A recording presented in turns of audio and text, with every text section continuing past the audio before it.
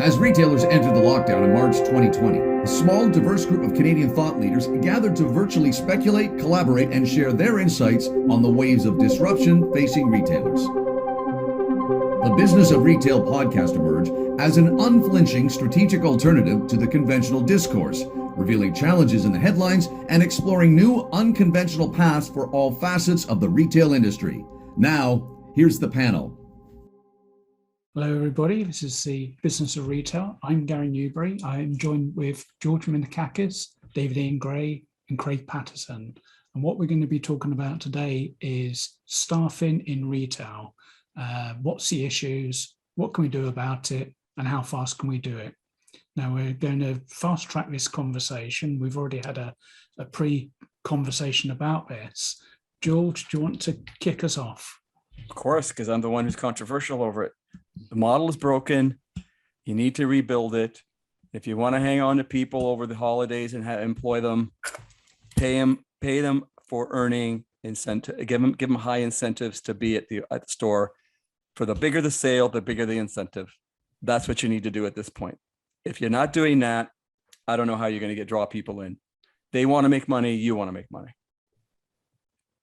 And George, if you can do that, then maybe, just maybe, we can do that 365 days of the year as well. The problem is going to be who pays, how do you pay for it? But I think that the attitude you're bringing into the conversation right now, you're starting with a point of view of people matter in store. And if we go way back to why is a store a better place for a shopper than a website, than Amazon, really the only difference is the fact you got people there who presumably can help you. So if that model needs to work, and it's a reality that people can't afford to live in our major cities anymore because of all the costs going up, which is why we're having trouble just even getting holiday staff, then we can't keep pushing this off and talking about minimum wage incrementally going up. We need to fundamentally reboot how we look at and value employees in retail. And with 30 to 80% turnover, you can't say people matter when you have 70% turnover. You can't say you got a customer experience initiative going on when you've got 40, 50% turnover. It's just none of that aligns anymore. And I applaud companies that do this, but you've got brands out there like Lululemon that do attract staffing. So the question you have to ask is, what's different about that model? Well, what's different is that it has an appealing brand. It has an appeal in what they're selling. They have a purpose, right? And they're true to their word.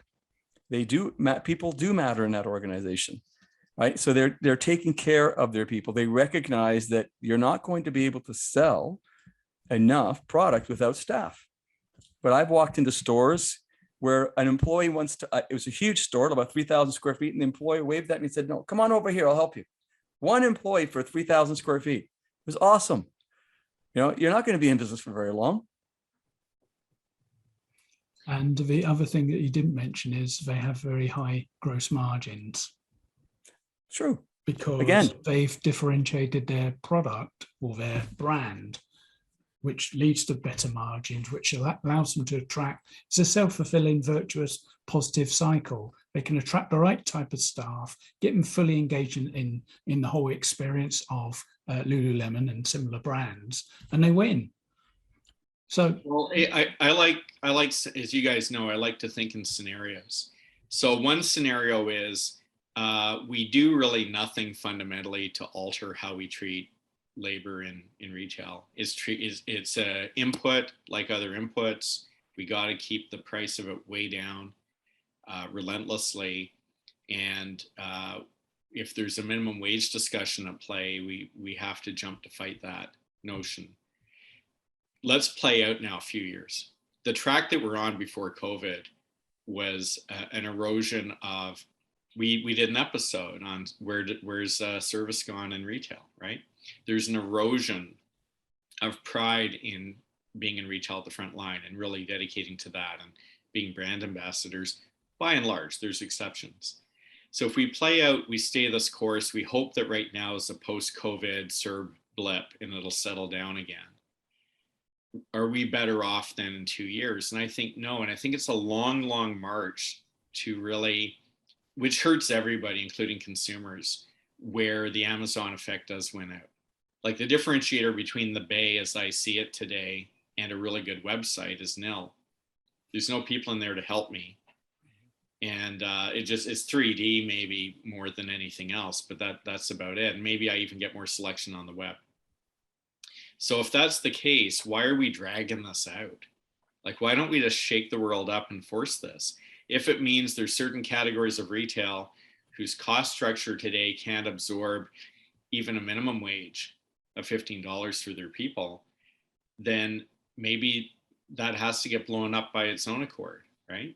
And there's a natural push in this because we've had broadly 18 months, 20 months of disruption, and most of that is being period, certainly for discretionary spent retailers, often in enclosed malls, actually having no revenue or very minimal revenue, and the cost of that revenue, typically delivered through e-commerce, is incredibly expensive. So we've drained the cash out of those businesses. This is a perfect time for many businesses to really give this a good boot in, a real good rethink.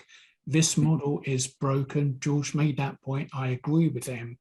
I've had a number of discussions via LinkedIn about the minimum wage. Why are we talking about that? That is a wage to protect the most vulnerable people in our society who can work. And we're paying people the minimum wage. That's not even, that's. I agree with you, Gary. That's deluding. Just to make the point, we're deluding ourselves. We're running an efficient and effective business model. If we're having to reduce ourselves to the cheapest product and the cheapest staff to try and deliver something. I want to hear from Craig. He's silent. I don't know what to think because, and I mean, David, you brought up something interesting. Should there be a massive shakeup? Well, if there's a massive shakeup, is this a situation where we're saying that most physical stores that are not luxury stores should be closing? Because there is a fairly good percentage of retailers out there that I don't think could afford to operate while paying their employees a living wage. And a living wage is something which appears to be almost impossible at this point in parts of British Columbia and Ontario in terms of being able to quantify that, something under 6 figures per year, because it is so expensive to live in these parts of the country here. I was talking to a friend of mine about real estate, and I said, well, basically in Toronto, you need to make $300,000 or $400,000 a year to be reasonably successful. And that seems insane if you think about it. I mean, because that's not a normal, that's a 1% type of wage. Looking at the retail industry, I mean, I think that things are also broken, well, beyond wages. I don't think actually money is the big thing here. I think the situation is retail employees don't feel valued. Their schedules, in some cases, are all over the place. Just depends where you're working. But, last minute scheduling in some places, people aren't going to feel valued around that. The money, I mean, I would be curious to talk to, some recruiters, if people are even willing to take minimum wage at this point. And what about things like, employees having to clean the stores before and after? I mean, typically an employee that's, been hired by a retailer before COVID anyways, would not expect to be part of the cleaning crew. And I think that these new tasks that we're starting to see now, not to mention, people coming in and bitching about having to wear a face mask or vaccination status, depending what province or where you are and what the rules are and what's being enforced. But right now, being a person working on the front lines and dealing with the public, I think is incredibly challenging. And I think that retailers are going to bear a lot of the brunt of this, as well as food service businesses and other businesses that are frontline that have employees that you have to satisfy while serving the public. And in some cases, the public can be quite obnoxious. And I think that this is really going to be a challenge for retailers. And that's going to be hard to change because you can't change the public's behavior for the most part anyways, at least not one store, one individual. Well, you're not going to change. And to your point, you're not going to change retail because you had a hard time getting the change to include e-commerce into their platforms. So how are you going to change? How are you going to change their behavior? And look, all of this, everything we're talking about right now with respect to staffing is self-inflicted on the part of retailers because they turn service into a cost rather than to a revenue driver. And when you do Yeah. that, you're reversing the model, and you're cutting hours, because you're saying, well, all the IT initiatives we did, we've improved these following productivities gains we've had. We don't have to do this anymore. We're reducing hours. That's how it's always been justified. I'm guilty. I'm equally guilty of that. Well, George, they've said this for years. I'm not saying this anything new right now in the pandemic, but the notion that we'll talk about people as assets. But at the end of the day, they're on the P&L as an expense, right? Like fundamentally, that is the root of where we're headed with this discussion, predominantly in publicly traded companies and, Sure. larger ones. I know there's some, with mom and pops, you get the whole range. You get some pretty crappy bosses, and then you get some wonderful ones where you have amazing experiences and you get paid well. But we're talking, I think, in this conversation a little bit more at the chain level. And Craig, we're talking about the cost side of things, the wage side, and then you were talking about treatment. But I think part of that feeling undervalued is when you see a fight going on in the industry against minimum wage. There's some signaling. We talk about virtual signaling. I don't know what the anti-virtue signaling would be, but that would be probably a good example. And I know why it's happening, but I wouldn't make it as public in the discourse as I'm seeing it right at the moment. Like it's sort of tone deaf. And meanwhile, the other side is just, and I'll finish, I'll let it go. But Craig, you made a point that right now is not the time to introduce that minimum wage. I agree with that. Like, I think there has to be a little breather to let the recovery start to happen for the retailers, but we shouldn't be against it in principle. But a 4% increase in minimum wage is nothing. You're going from $14.35 to $15. Which bank are you breaking? Which one? None. I find it incredible that all the focus is on one thing, it's the money. Somehow these people who weren't valued yesterday are suddenly going to feel valued by paying them an extra 65 cents an hour or whatever. There's so many other things that we should be talking about. The quality of leadership, the level of communications, the way that the cultural dynamic works, the route to promotion, the way that we train people, how we socialize them, how we onboard them, the hours we give them. There's so many other things to talk about. The discussions I see on LinkedIn are all about, should we be paying this extra money? And then you get the political dimension of the living wage versus the minimum wage and those kind of discussions. But we're missing the point in those discussions. These are people. It's almost as if these people aren't allowed to be valued. These people are not worthwhile. We'll talk about this esoteric subject called money over here. And of course, if we give them a bit more, they just come to work more enthusiastic with more energy. That's a complete and utter fallacy.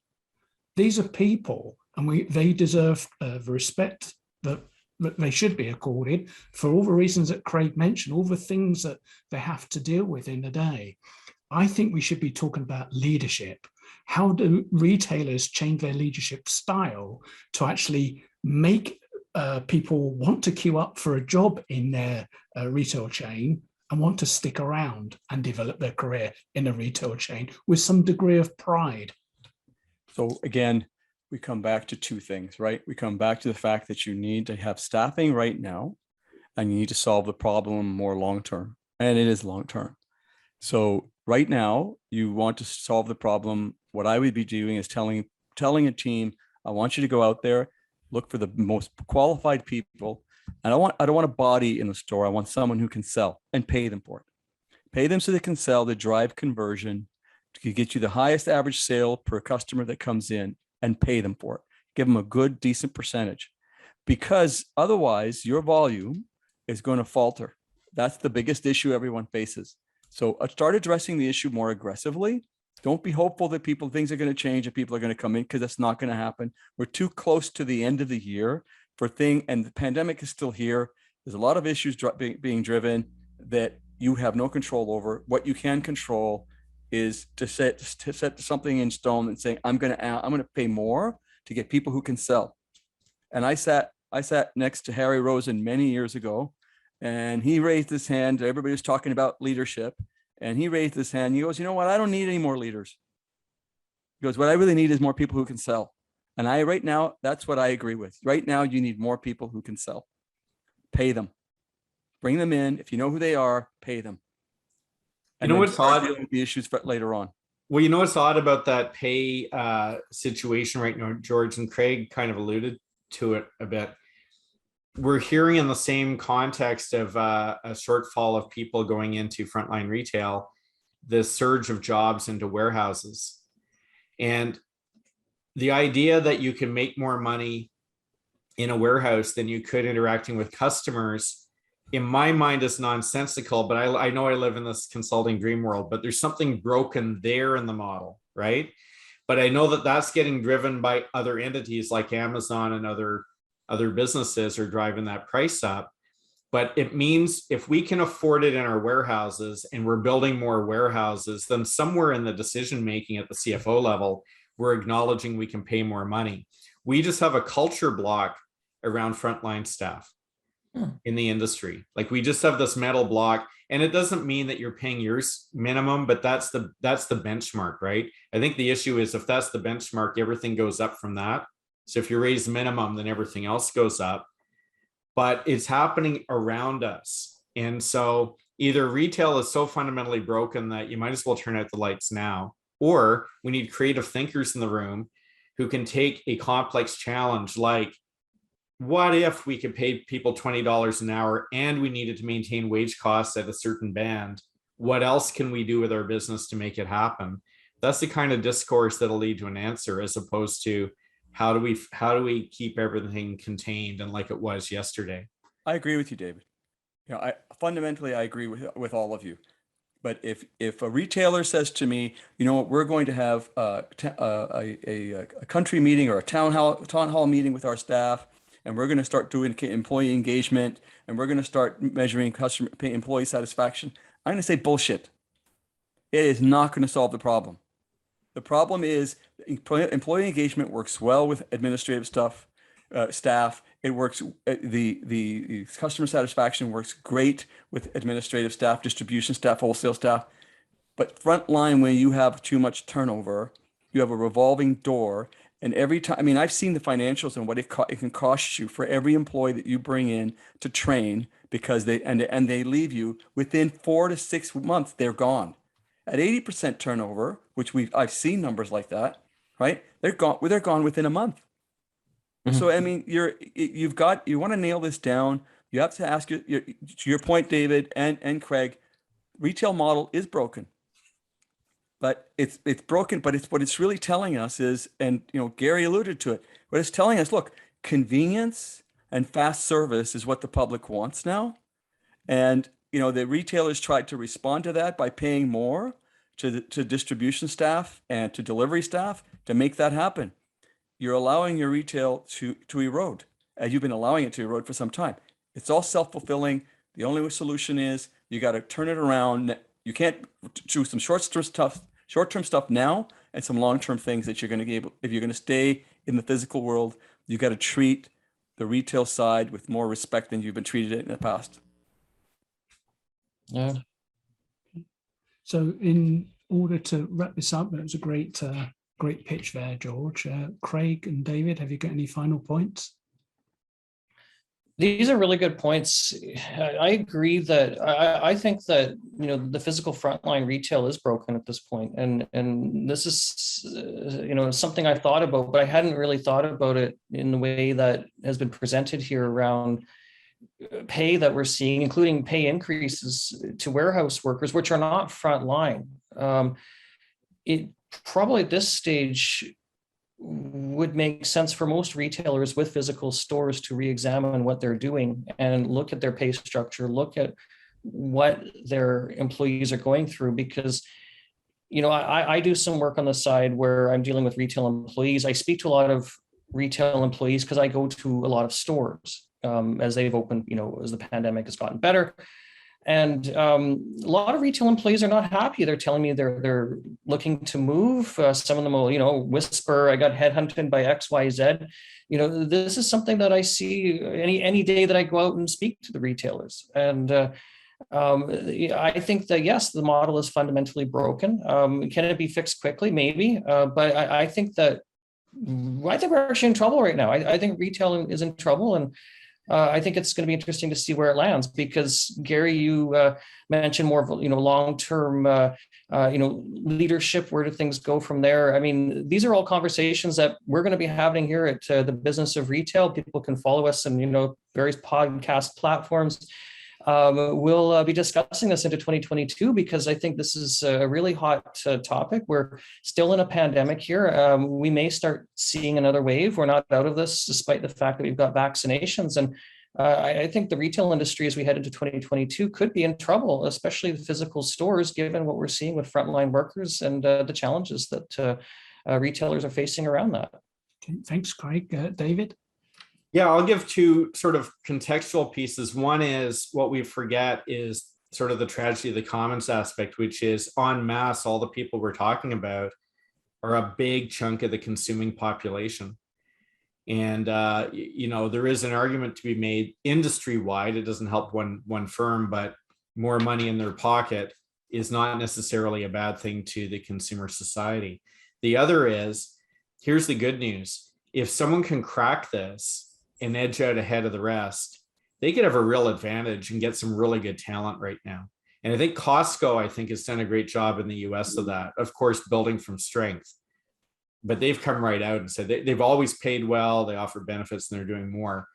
But I think if I were offering three ideas, one would be all the learning that we've developed over time about segmenting a consumer market and meeting their needs relentlessly at every point, every touch point.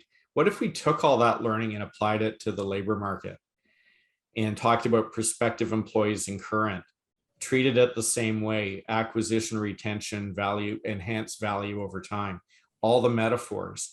And so when you talk about Lululemon, it's not just that they get bums and seats in the store and pay them well and treat them well. They actually have their type of person. Not everyone's going to be a fit there, but they're very clear on who they want, and they make sure they're designing for those people. So I think segmenting the labor market and taking those tools could be very useful. And in the short run, I think you got to pay whatever you got to do just to keep the door open, so you have an opportunity for this down the road. And the only other thing I'd say is economically, if we're downsizing stores to save money, and if we're implementing technology innovations to reduce labor, and we won't say that, but cashierless checkout, maybe not just put all that to the bottom line, maybe take some of that saving, and for the people that you have remaining, at least with them, pay them better and go for the best people you can get and engage them. And just to finish that point off that you made about downsizing stores for cost reduction, I think downsizing stores because you're reducing your assortment, but you're raising the profile of that assortment, and you're bringing in the brand ambassadors who can really convert anybody who coming in to this assortment. And maybe taking a view about your large or medium-sized format operations, actually saying how do we move this forward, because that model is in a decline. We need to do a mini reinvent and actually move ourselves forward, so we have the right stock, right components, right assortment, and we have the right staff at that critical point where they touch and interface and engage with the consumer. These are absolutely essential, and we're not going to get there paying a minimum wage. So thanks everyone for listening in. It's Gary Newbury joining with George Minakakis, David Ian Gray, and Craig Patterson. Catch you next time. You have been listening to the Business of Retail podcast, an unflinching strategic alternative to the conventional industry discourse. Thank you for joining us. For more information, please go to www.thebusinessofretail.ca.